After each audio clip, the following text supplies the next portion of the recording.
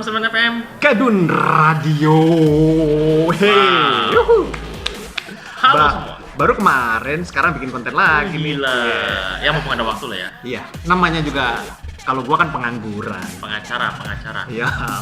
Dilihat dari judulnya, ini sesuatu yang Baru nih. coba kami explore. Iya.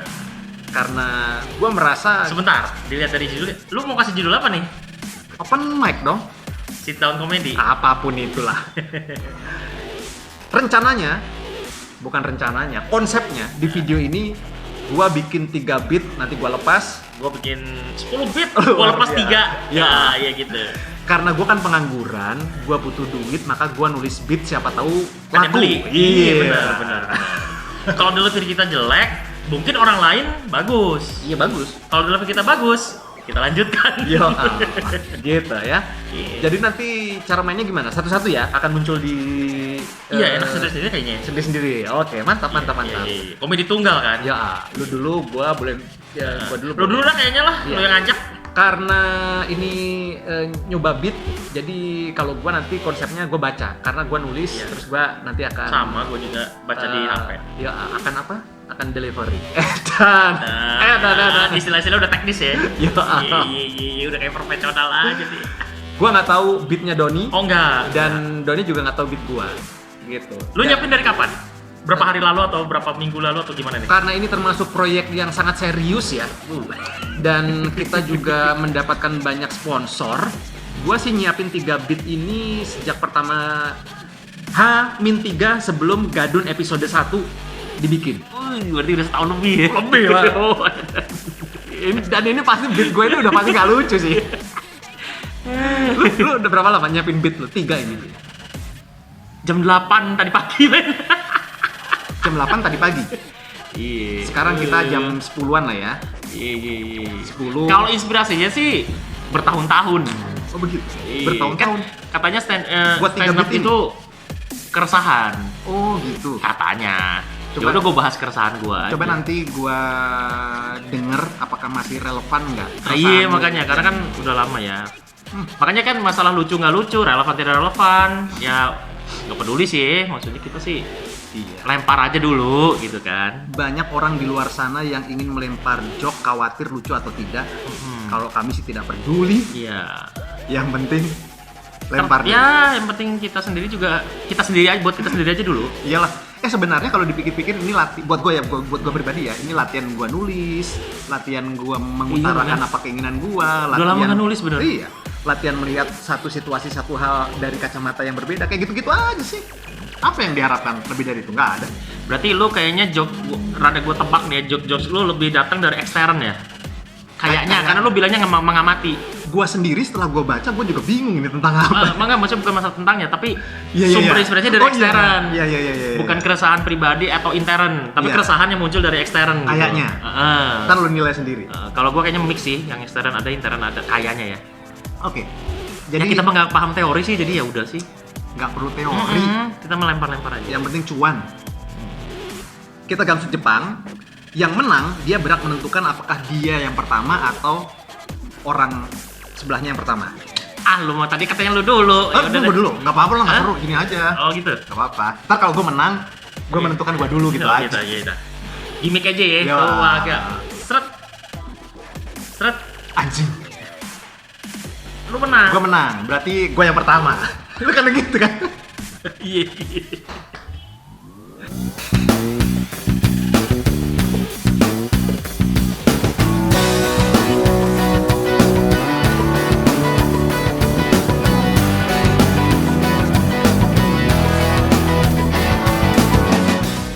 Malam minggu, malam panjang. Ada orang-orang yang suka dengan hal-hal yang panjang. Tapi ada juga yang beranggapan durasi atau ukuran yang panjang atau yang pendek itu bukan masalah.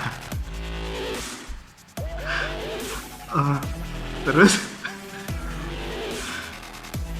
yang penting bayaran sesuai apa sih? Satu sisi malam minggu identik dengan pesta, alkohol, kondom atau tanpa kondom, bling-bling, glamor dan sejenisnya. Aduh, gue ketawa gara-gara lawakan gue gak lucu sih ini sebenarnya. Tapi di satu ruangan, kamar kos-kosan, sebagian orang juga berhak mengatakan malam minggu itu identik dengan sepi, sendiri, berdiri sendiri, mencoba membuatnya berdiri, sendiri, onani, sambil pegang mic, nyanyi do re mi, masturbasi, tidak perlu kompromi. Setiap malam minggu, dua sisi itu saja yang dijalani atau dirasakan, atau mau tidak mau harus diamini. Namanya juga manusia ya, jadi ada beragam kasta. Semoga contoh kegiatan tadi hanya dilakukan oleh orang-orang yang belum secara resmi punya pasangan yang belum berkeluarga. Kok gitu kalimatnya ya? Tulisan lu kecil-kecil soalnya ini. Nah, ini gue lebih masuk ke sini. Kalau seseorang sudah punya pasangan resmi, bisa jadi melewatkan malam minggunya dengan cara berbeda dong. Cukup di rumah, nonton YouTube, ya, atau bercinta. Kalau orang biasa, suami istri mau bercinta, itu kayaknya nggak butuh kode rumit. Normal-normal aja gitu kodenya. Suami istri malam minggu di rumah mau bercinta, normal-normal aja. Nah, ini berbeda dengan Presiden Amerika Serikat. Saat Presiden Amerika Serikat mau bercinta dengan istrinya, misalnya mereka lagi malam mingguan berdua, terus mereka pengen bercinta dengan istrinya, ya, itu ternyata ada kodenya, nggak sembarangan. Contoh, ini gue ambil dari masanya Presiden Donald Trump, ya. Donald Trump dan Melania. Itu mereka punya kode sendiri. Dan ini bisa lu lihat, lu cari di Google. Itu ada kodenya. Saat Donald Trump dan Melania mau berhubungan seksual, mau bercinta, itu ada kodenya, nggak sembarangan. Kalau misalnya lu sama istri lu atau lu sama istri orang mau bercinta, itu kan nggak perlu kode-kode ya. Kalau ini ada kodenya. Jadi, dikatakan oleh namanya Stephen Rohon. Jadi Stephen Rohon ini salah satu Secret Service, ya, pengawal presiden di Gedung Putih. Itu dia bilang ada kodenya. Jadi sang presiden Donald Trump itu kodenya renegade, pemberontak. Sementara Melania itu kodenya adalah Renaissance. Bener nggak? Renaissance, ya.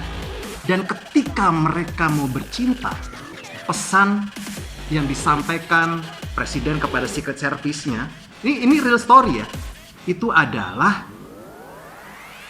kodenya ya, itu adalah discussing Bosnian problem.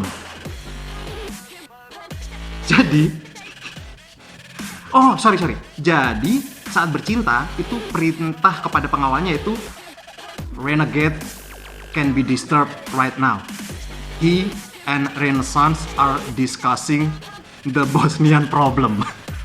Itu kodenya.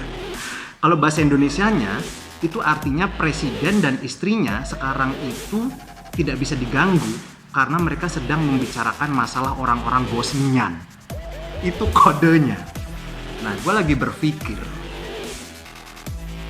mengira-ngira apa kode presiden dari negara di luar Amerika. Misalnya presiden dari gue boleh nyebut ya, presiden dari Indonesia gitu, kodenya apa ya? Ya begitulah ya. Jadi intinya kalau presiden, gue sih berpikir, gue sih bukan menghayal, gue sih memprediksi setiap presiden-presiden di seluruh dunia itu punya kode tertentu ketika dia akan bersetubuh dengan istrinya. Itu.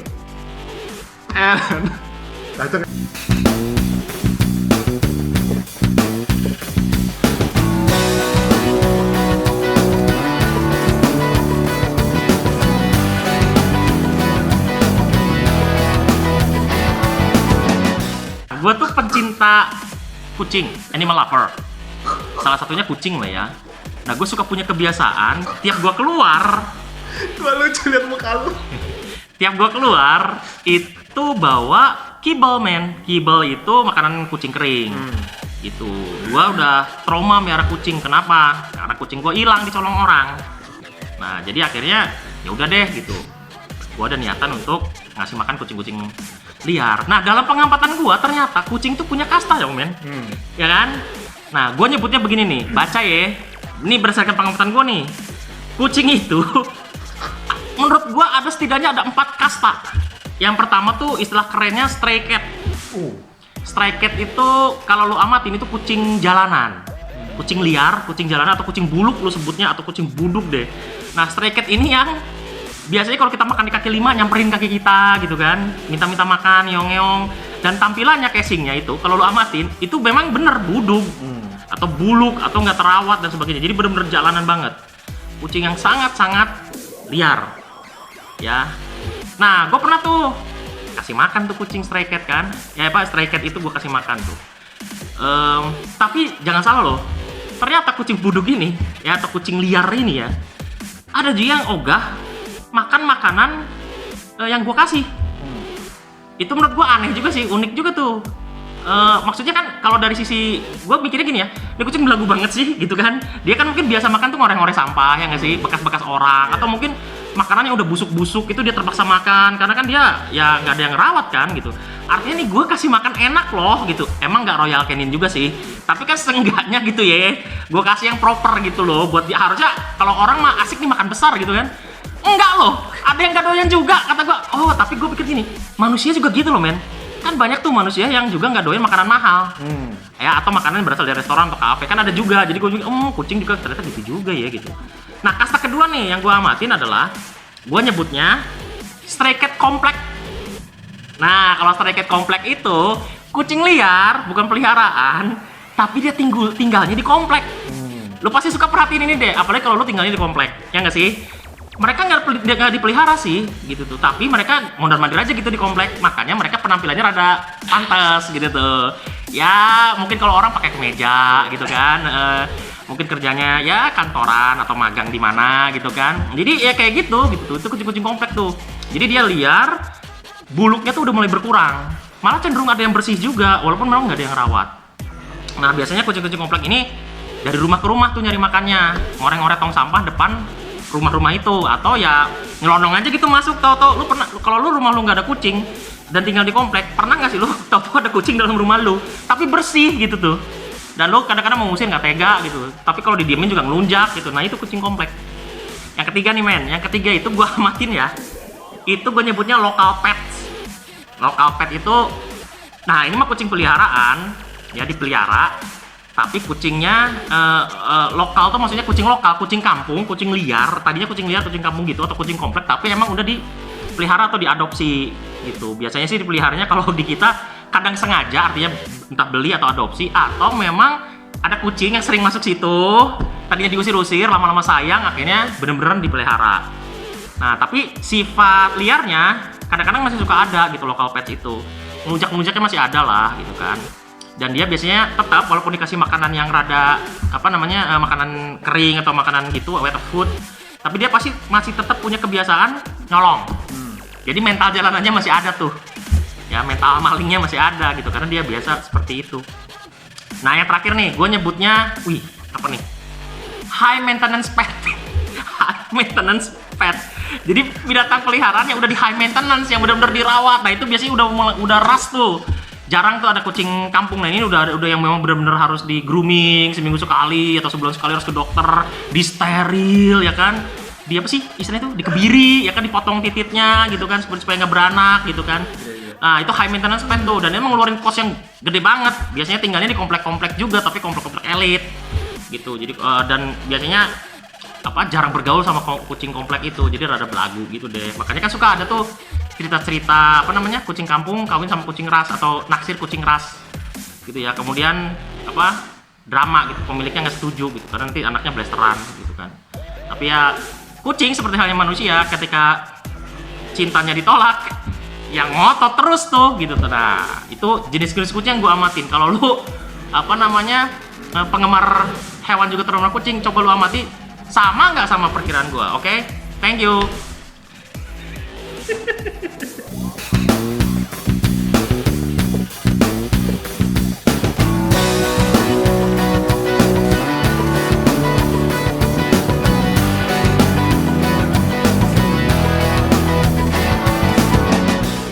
Salah satu hobi gua itu nonton konser, nonton festival musik, khususnya yang skala internasional. Ini gue sering banget nih, hampir dulu ya sebelum masa pandemi itu ada festival musik internasional yang selalu digelar di Jakarta. Setahun itu bisa 3-4 kali tuh.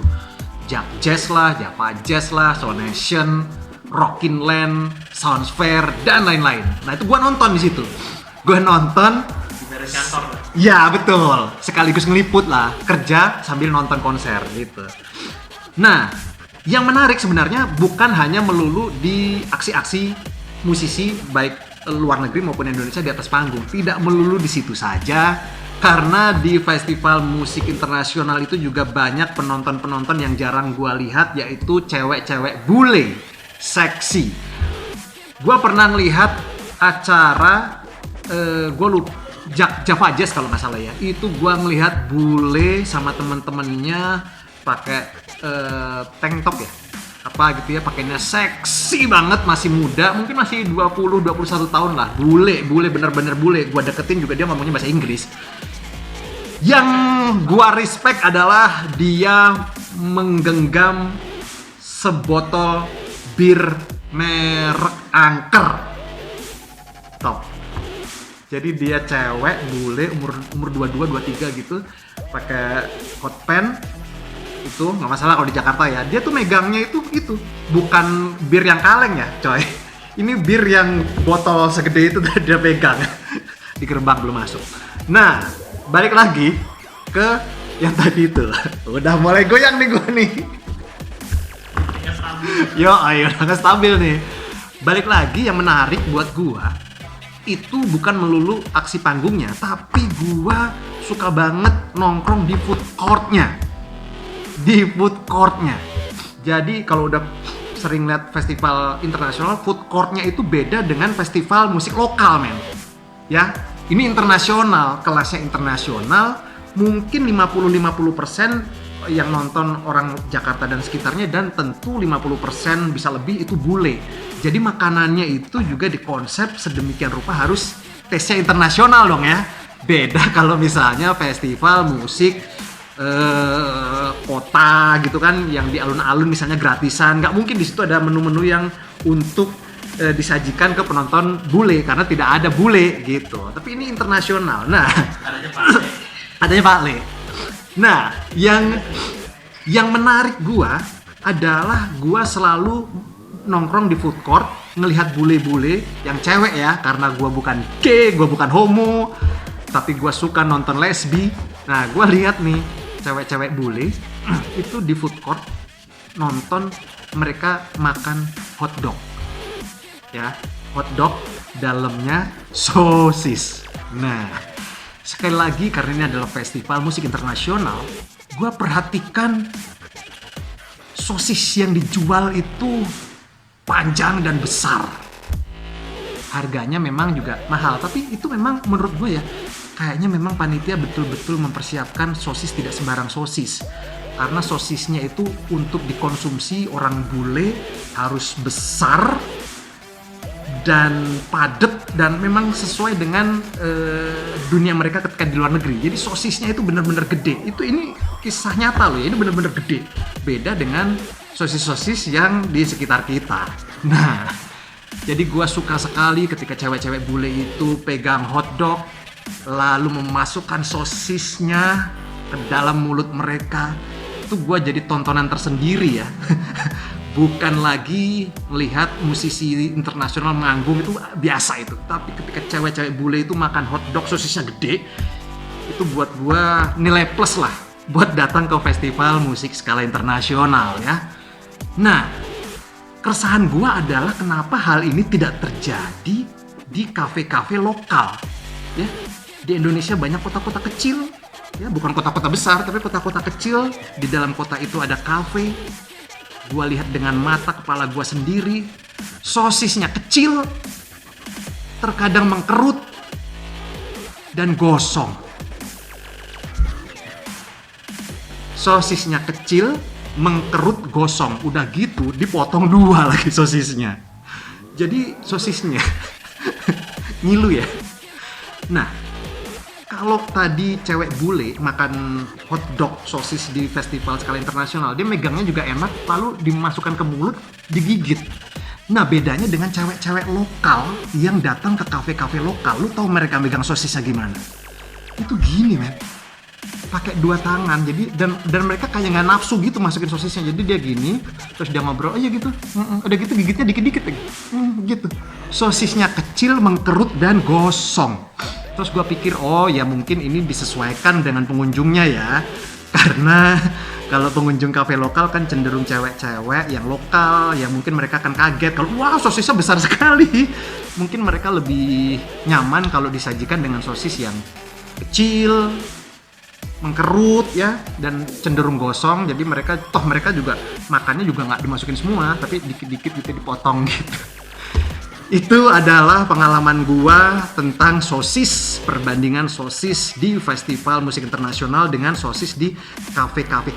Mungkin gua masih percaya kafe-kafe di kota-kota besar kayak Jakarta, Bandung, itu kayaknya mereka sosisnya juga pasti besar, tidak mengkerut dan jauh dari gosong. Karena mungkin banyak juga cewek-cewek bule yang datang ke kafe itu, begitu. Di Jakarta banyak cewek-cewek bule. Tapi kalau di kota-kota kecil, sosisnya pendek, mengkerut, dan gosong. Itu dia.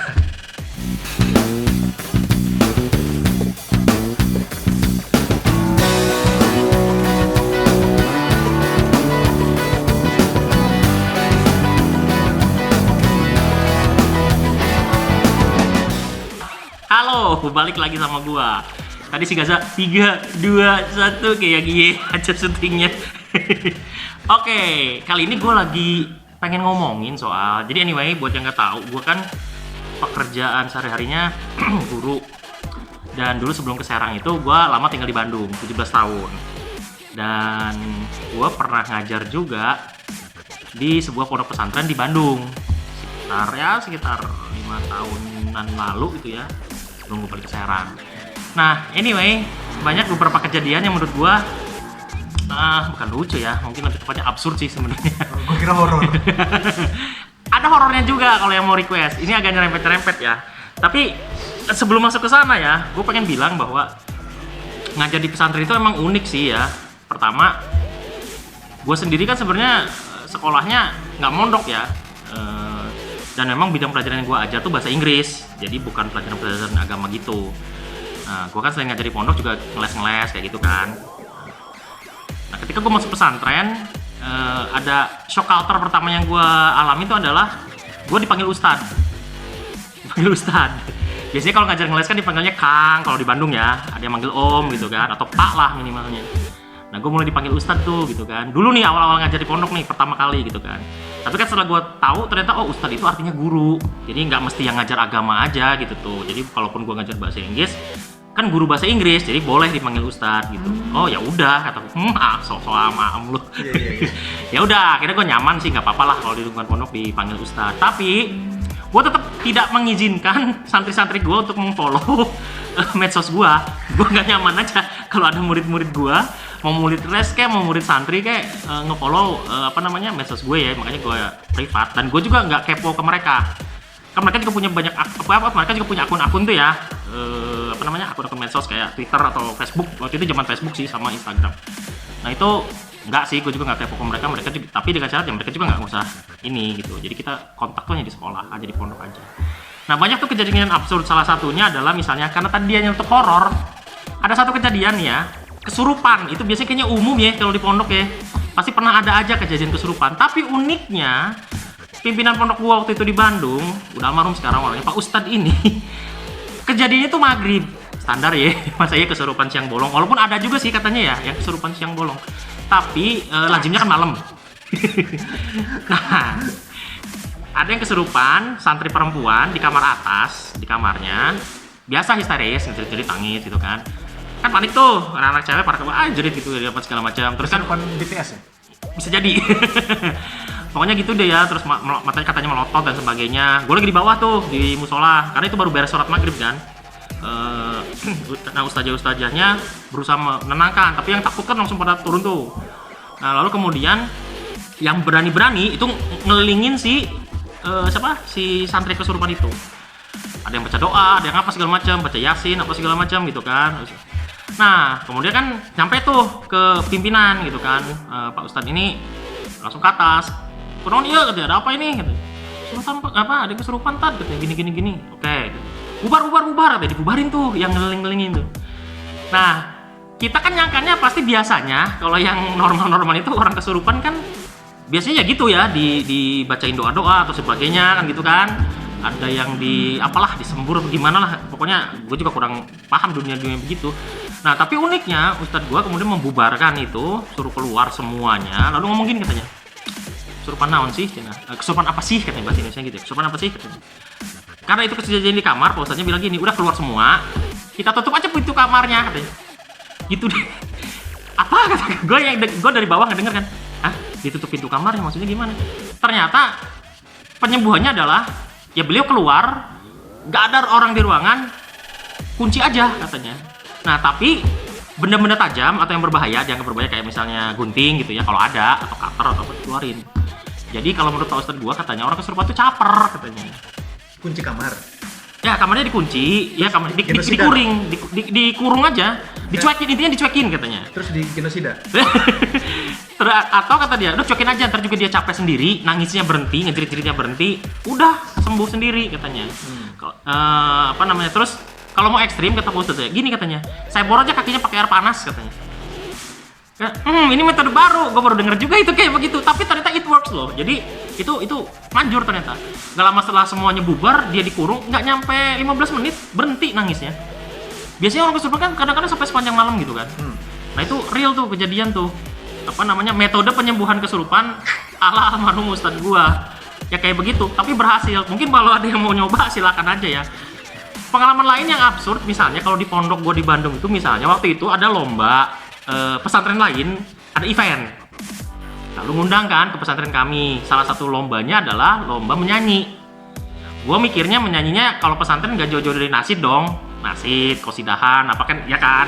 Tapi ternyata ada kategori-kategorinya. Jadi ada lomba nasid, ada lomba qosidah, ada lomba termasuk pop kreatif, maksudnya lagu-lagu umum. Wah, gua kan yang seneng banget musik ya, maksudnya oke ini gue garap nih gitu kan. Kebetulan emang di pondok kita ada beberapa santri yang berbakat. Seenggaknya ada 2 orang lah santriwati waktu itu ya, cewek dua-duanya yang punya bakat lah. Kita ikutkan tuh, yang satu tuh emang bener-bener keren suaranya. Gua nggak ngadi-ngadi nih, nggak bohong nih. Hanya saja kan karena zaman itu nggak ada viral-viralan, nggak ada ini nih ya. Dia gua tes nyanyiin lagu-lagu diva, itu masuk nadanya. Ngeri nggak tuh? Sampai akhirnya gue tes lagu-lagu yang waktu itu gue tes sampai lagu terserah lu percaya atau enggak ya, lagu All By Myself nya Celine Dion, I Have Nothing nya Whitney Houston, Hero nya Mariah Carey. Gue tes, dia emang gak tahu lagu-lagu itu karena kan umurnya beda jauh, tapi ketika dia dengerin, tapi dia senang bahasa Inggris kan, makanya coba dengerin terus dia mau nyanyiin lagu itu dan nyampe nadanya. Gue aja kaget. Ini mah kayak yang di Filipina itu tuh, cuma kan yang Filipina viral tuh. Kalau ini mah kan gue kagak gablek modal video ya, jadi ya udahlah gitu. Gue latih, gue ini nyampe kamu nadanya, terus pilih, yaudah pilih salah satu lagu yang kamu suka aja dari penyanyi-penyanyi ini. Dia milihnya Whitney Houston yang I Have Nothing. Ini aja katanya Whitney Houston. Oke, gue latih tuh ya, nadanya tinggi. Nah akibatnya gue yang insecure, maksudnya ini anak bakatnya kayak gini, ini harusnya yang latih Purwacaraka bukan gue gitu tuh. Ini berlian yang terkubur di dalam lumpur gitu maksudnya dia nggak ketemu dunianya, ini kasihan. Tapi ya udahlah gitu, gue coba-coba terus karena gue insecure, gue minta tolong kakak gue. Abang gue ini kan emang termasuk rada sukses sedikit lah dibanding gue ya di dunia entertainmentnya gitu tuh. Dia anak radio gitu kan sejak lama dan dia biasa garap festival-festival. Jadi abang gue tuh lebih ngerti lah gitu tuh teknik vokal gimana yang bener. Kalau gue kan so-soan aja ya gitu tuh. Nah abang gue rada ngerti. kebetulan abang gue tuh salah satu pembina di yayasan pesantren itu. Jadi ketika gue minta tolong abang gue nyanggupin. Ya udah kapan katanya ada waktunya itu santri-santri ada apa nggak belajarnya kapan? Pakai aja jam itu katanya kan. Nanti saya nyempetin datang. Akhirnya ya karena namanya santri ya kan belajarnya hampir 24 jam ya. Akhirnya diputuskanlah mereka paling nyantai itu pada asar sore. Datanglah kakak gue pada suatu hari pas latihan itu. Si santri namanya Ila santriwati ini ya, Saprila yang berbakat ini. Abang gue udah datang, kita ke atas. Lalu kemudian gue pinjem sound lengkap dengan mix segala gitu kan. Udah nyiapin karaoke-nya gitu kan. Dites lah abang gue ngedengerin gitu kan. Nah, gue pikir gak ada masalah nih gitu kan, dan gue udah izin juga ke pimpinan pondok kan buat latihan. Terus apalagi ketika ngundang abang gue, pimpinan pondok gue senang gitu, oh iya betul supaya lebih objektif penilaiannya katanya. Yang gue lupa adalah pesantren gue itu ada kelas diniyah men.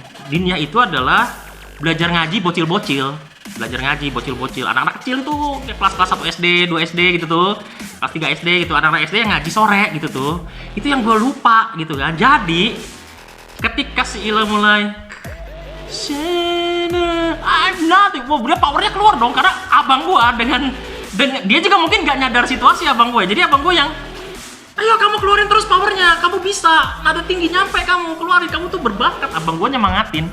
Sementara di kelas sebelah itu a'udzubillahi minasyaitonirrajim, bismillahirrahmanirrahim.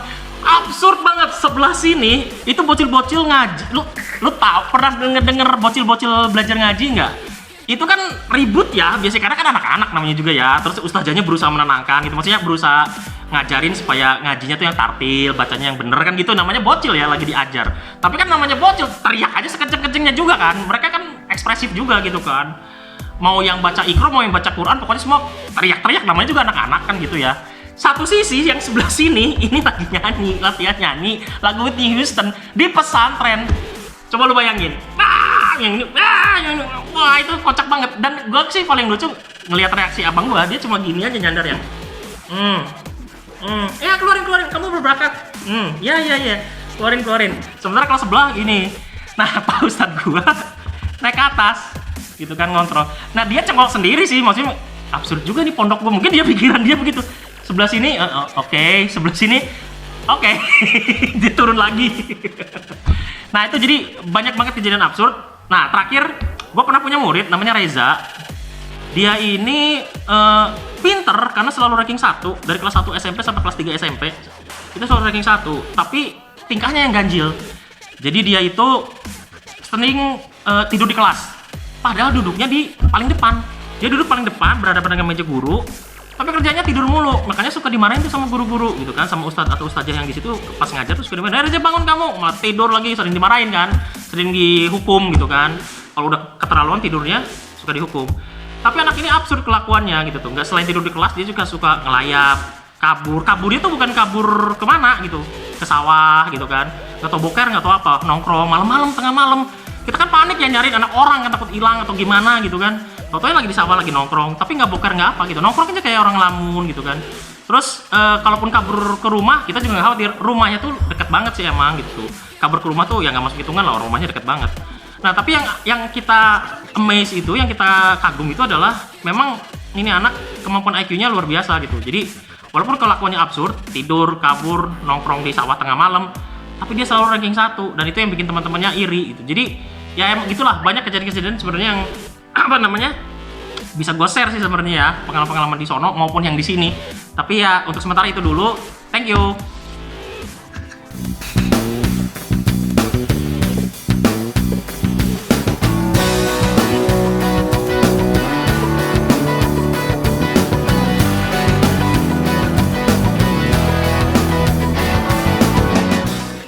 Zaman sekarang kita bisa menulis puisi dan menjual puisi karya kita lewat online. Kita juga bisa melukis dan menjual lukisan itu melalui online. Kita juga bisa menjual omong kosong melalui online. Jadi apapun zaman sekarang itu semua bisa dijual melalui online. Nggak lucu dong ya? Belum. Karena tidak ada yang lucu.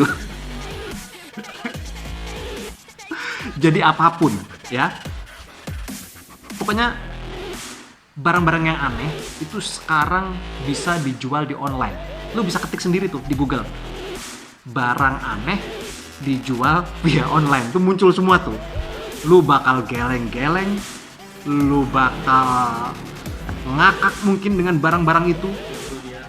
Bahkan lu juga nggak ngerti fungsi barang itu karena mungkin terlalu aneh, tapi itu dijual di online ya. Belum lucu dong ya. Masih usaha. Harganya itu juga mahal banget ya. Untuk sebuah benda yang aneh itu harganya bisa mahal banget. Dan tiba-tiba di ujung yang terjadi, lu sedih, lu stres. Sedih kenapa? Karena mungkin lu sedih, lu nggak punya imajinasi mau jual barang apa di online. Itu menyedihkan. Goblok banget. Menyedihkan lah, bukan goblok ya. Itu tadi untuk biar lucu aja. Stresnya apa? Stresnya mungkin lu juga merasa stres karena ternyata lu nggak punya duit buat beli barang-barang itu gitu.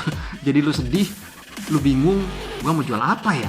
Barang-barang aneh ada di online, tapi karena lu nggak punya produk, lu nggak punya imajinasi untuk bahkan untuk menjual apa, lu sedih, lu stres juga. Gue pengen beli ini, gue pengen apa nih, gue pengen beli ini, tapi lu stres karena lu kagak punya duit. Belum lucu, lanjutkan saja. Artinya, ya tadi itu sebagai produsen lu belum berhasil, sebagai konsumen lu juga belum berhasil gitu. Sebagai produsen nggak ada yang lu jual, sebagai konsumen nggak ada yang bisa lu beli karena lu nggak punya duit ya. Lanjut lagi ya. Oke. Ada kemarin gue lihat di Google itu orang jual es batu via online. Nah, lu pernah lihat? Orang jual es batu. Lu pernah lihat es batu ya? Dalam kemasan plastik. Jadi plastik diisi air, dimasukkan ke freezer, membeku, itulah namanya es batu, dijual via online. Kebayang dong kalau misalnya di durasi pengiriman 2 hari, ketika diterima sama yang beli, kayaknya itu bukan es batu lagi, itu sudah menjadi air tipis-tipis ya. Artinya ada momentum, ada peluang, ada kesempatan di bisnis penjualan online bagi konsumen goblok dan produsen goblok. Ah, itu tadi. Jadi kalau misalnya lu merasa lu goblok, tenang aja. Ya, lu tenang aja. Karena ternyata ini fakta ya. Di bisnis penjualan online itu pedagang goblok itu masih bisa menemukan pembeli yang sama-sama goblok. Akhirnya terjadi transaksi jual beli. Ah, yang penting cuan, ya. Nggak perlu lu pikir gua jual es batu ntar siapa yang beli, enggak. Lu goblok, ada di luar sana pembeli yang juga goblok. Santai men, ya. Beberapa waktu lalu ada juga orang selebgram tepatnya jualan kentut dalam kemasan. Mungkin dia goblok, tapi ada pembelinya men. Ya. Jadi sekali lagi ini kabar baik bukan buat gua ya, buat lu yang merasa lu goblok, ingin bisnis jual beli melalui online, tenang. Tadi gua udah bilang, pedagang goblok akan menghasilkan produk yang goblok dan dia akan menemui konsumen yang goblok. Mereka bersatu dan terjadi jual beli yang menghasilkan cuan. Cuan juga berhak masuk ke kantong orang-orang goblok. Ya, bukan cuma orang-orang pintar saja yang berhak kaya, orang-orang goblok juga berhak kaya. Itu dia.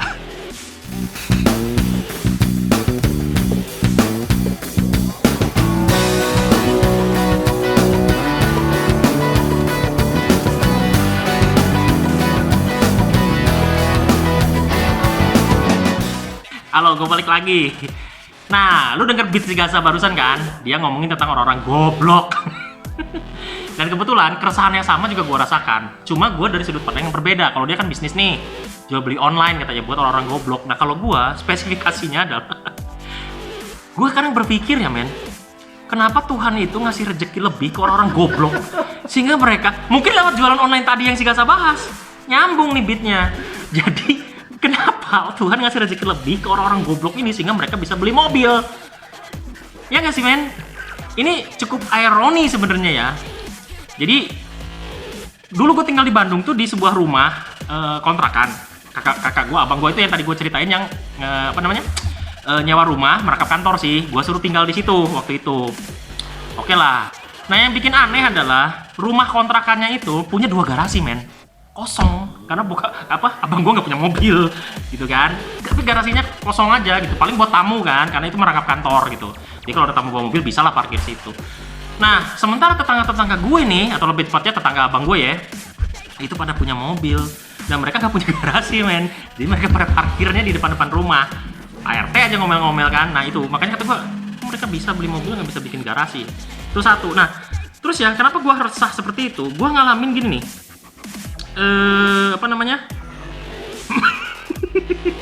Gue pernah ada kejadian gini. Gue kan ngajar privat ya, pakai motor, bolak-balik keliling Bandung tuh. Pernah ada satu momen, gue tuh kadang mikir juga nih orang-orang kaya ini yang punya mobil gak punya adab ya, maksudnya gak punya attitude gitu. Jadi sering banget itu mereka buang sampah sembarangan di jalan. Lo pasti pernah dan sering ngeliat ini. Atau lo mungkin pelakunya. Salah satunya berarti lo goblok juga lo. Goblok tapi kaya. Nah, pernah ada satu kejadian yang waktu itu macet. Daerah Kopo, kalau yang di Bandung mungkin tahu daerah Kopo ya, itu terkenal macet banget. Gua pulang ngajar sore-sore mau maghrib, gua kan buru-buru pengen sholat maghrib di rumah ya, tapi kondisinya itu mau hujan, tapi belum hujan, jadi mendung gitu kan, tapi gua udah pakai jas hujan gitu kan, bersiap-siap. Gua terobos macet gitu kan, selap-selip, sampai akhirnya stuck tuh, macet, bener-bener macet, nggak bisa jalan kemana-mana. Gua sini nih mobil nih sebelah gua udah mepet-mepet trotoar kan. Nah tiba-tiba si kampret ini buka spion, bukan spion sih, kaca itu loh. Buka kaca mobil, Ban dalam. buka ban dalam, terus dia ngelempar, dengan seenaknya ngelempar bekas minum atau apalah gitu ya, keluar, dan itu kena ke gua dong, gua persis di sampingnya. Kampret nih orang, gua kesel banget kan, gua ambil lagi tuh, begini gua tuh kan pakai motor, gua lemparin masukin ke dalam.